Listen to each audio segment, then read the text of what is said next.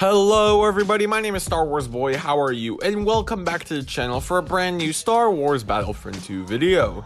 In this video, I am excited to say that we are finally finishing up the reinforcement guides with a reinforcement guide on the ISB Agent and the Ewok Hunter. I'm going to have timestamps in the description for each of these reinforcements below. Also, only a small percentage of viewers are actually subscribed, so if you're not subscribed, be sure to subscribe. It's completely free and it helps out the channel. Anyways, let's get started. Starting off with the ISB Agent, they have a battle point cost of 1,500 with the base health of 350. Their weapon of choice are their dual RK3 blasters, and the damage per hit is quite low, coming in at 29-17. The DPS is 145 to 85, and the range is 20 to 40 meters. The overheat is 29 shots. Moving on to their abilities, their L1 ability is called Assault Training and has a 25-second cooldown. The ISB Agent increases her sprint speed and gains damage reduction while sprinting. The duration of this ability is 15 seconds. As for the pros, it grants 50% damage reduction and does have a much faster sprint speed than usual. However, it does have a pretty long cooldown. This ability is amazing to use when you just want to play aggressive, as you can get in and out of situations really quickly. Plus, that damage reduction is really going to help you. Their R1 ability is called Assault Training and has a 25-second cooldown. The ISB Agent empowers nearby allies by regenerating their base health. She will also receive this buff if at least one ally is applied on this ability. The duration of this ability is 10 seconds. As for the pros, it heals teammates with 50 health per second and does give you that buff if you heal at least one teammate. However, just like the previous ability, it does have a pretty long cooldown. Their final middle ability is called Imperial Intel and has a 30-second cooldown. Scan the area to reveal the 4 closest enemies. The number of enemies you can reveal is increased by defeating enemies. The duration of this ability is 10 seconds. As for the pros, it is a pretty basic wall hack, however, they are really good to have in Battlefront 2, as come on, why would you not want to use them?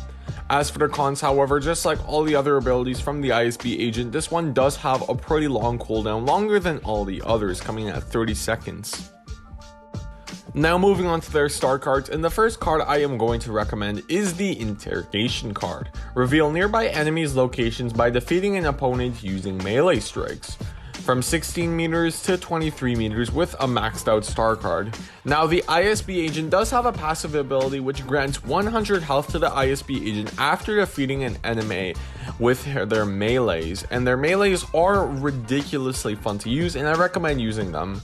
However, if you have that passive ability comboed with this card, it is really going to help you in the gameplay because the passive ability comes naturally, and adding this card on is going to make those melees really rewarding. The next card I'm going to recommend is the Acquisition card. Enemies dealing damage to you will be temporarily marked for an easier retaliation, from 16 seconds to 23 seconds from a maxed out star card. Knowing where your enemy is shooting you from is really helpful, and this card is pretty much a no-brainer for almost every single infiltrator. The final card I'm going to be going over is called Desperation. Reduces ability recharge times when damage is dealt to you, from 11% to 14% with a maxed out star card. Although the percentage is low, it's really going to help as the ISB Agent's abilities have pretty long cooldowns, and if you can shorten them just by 14%, that is going to help you in the long run, as you're going to be able to use those abilities more often than without this card. Now, of course, I did mention that the ISB Agent does have a secondary fire, and it is pretty decent. The damage per hit is 140, just barely being able to one-hit every single class but the heavy. The blast radius is 1 meter with an inner blast radius of 5 meters. The overheat of this secondary fire is 3 shots. Now, finishing off this series with the Ewok Hunter, they have a battle point cost of 1,500 and a base health of 250, already putting them at a disadvantage to the ISB Agent. Their weapon is their unusual Hunter's Bow, which has a really different damage output. The damage with the bow fully charged to the head is 210 to 115 to the body, 249 when you just hit fire and it auto aims for you. There is no DPS of this weapon and the range is 40 meters with no apparent overheat, making this weapon pretty unusual. Their first L1 ability is called Whiskey's Pouch and has a 40-second cooldown. The Ewok throws a pouch of Whiskies hailing from the forest moon of Endor. These fierce fire spirits will distribute and burn nearby enemies. The duration of this ability is 10 seconds. As for the pros, it does 118 total damage, 10 damage per second, and does slow down enemies. If you are ever caught in these pouches, which definitely happened if you play co-op, you will know that it's pretty hard to do anything and you actually can't ADS most of the time when you're in these. However, it does have a very long cooldown. 40-second cooldowns are basically unheard of for reinforcements. However, you will see a strand of long cooldowns for these guys. Their R1 ability is called Valiant Horn and has a 40-second cooldown. The Ewok blows into a traditional horn that inspires him, giving him damage resistance and improving his attacks for a short time. The duration of this ability is 15 seconds. As for the pros, it grants 50% damage reduction, increases bow damage by 58, and melee damage to the front deals 60 and to the back 100. As for the cons, it has a very long cooldown again, and the Ewok is revealed on scanners. Their final melee ability is called Hunter's Instincts and has a 30-second cooldown.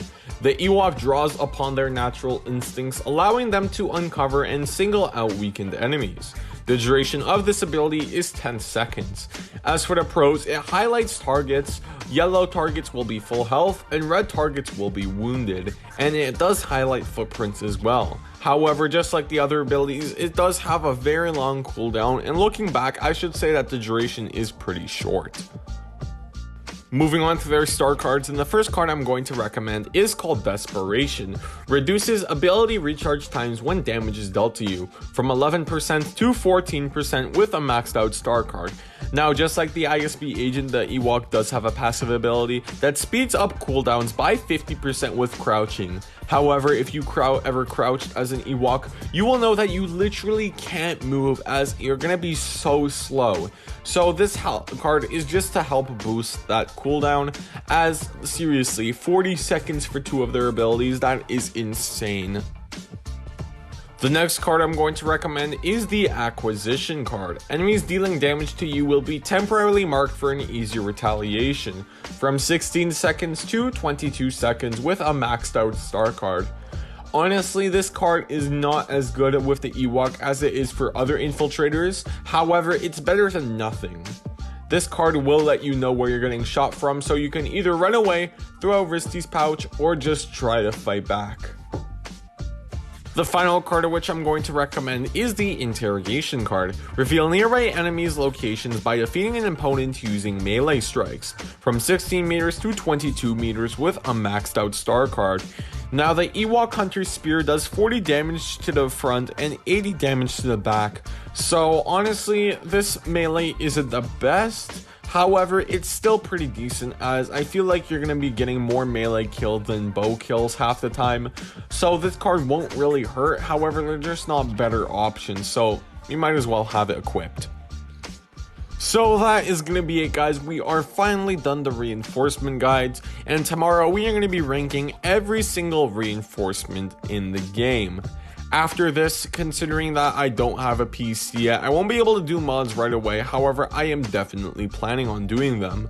We have 4 more guides to go, and then we have officially finished Battlefront 2 guides. So first we're going to be going over to Officer, then the Assault, the Heavy, and Specialist. If you guys do want to see that, be sure to leave a like and subscribe with notifications on. See you guys next time, bye, and may the Force be with you always.